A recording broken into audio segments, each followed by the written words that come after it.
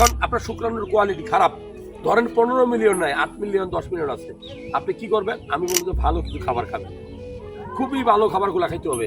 এই যে এরকম সবুজ শাক সবজি, কচু শাক আছে না, এই যে মিষ্টি কুমড়া শাক আছে, হ্যাঁ এরকম ওই যে কলা গাছের কলা, কাঁচা কলা, পেঁপে, অর্থাৎ যত সবুজ শাক সবজি আছে এগুলো খাবেন।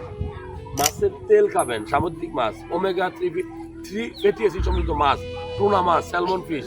কেন আমরা রেডি করলে তো গালিগালা শুকিয়ে এত কিছু পাবো, টিয়া পাবো কই? ওরে ভাই, আপনার একটা শুক্রানোর দাম কয়েকশো কোটি টাকা যদি না থাকে। আপনি 10 তলা বিল্ডিং করছেন, ওইটা দেখা যায় বিল্ডিং এর কোনো দাম নাই, কারণ আপনি তো বাবা হইতে পারবেন না। কারণ আপনি যদি কিন্তু ভালো খাবার খাবেন, ভালো খাবার খেলে তো শুধু শুক্রাণু পারবেন, আপনার শরীরটা তো ভালো থাকবে। আপনি লাল মাংস বেশি করে খাবেন, কলা খাবেন বেশি করে, হ্যাঁ খেজুর খাবেন বেশি করে, আপনি ডিম খাবেন, সবচেয়ে গুরুত্বপূর্ণ খাবার ডিমের কুসুম সহ ডেলি 3টা সেটের ডিম খাবেন, রাতে 1 গ্লাস দুধ খাবেন, দুধের মধ্যে বাদাম মিক্সড করে খাবেন পেস্ট করে। যাই হোক, এই ধরনের খাবার খেলে শুক্রাণুর কোয়ালিটি বাড়ে।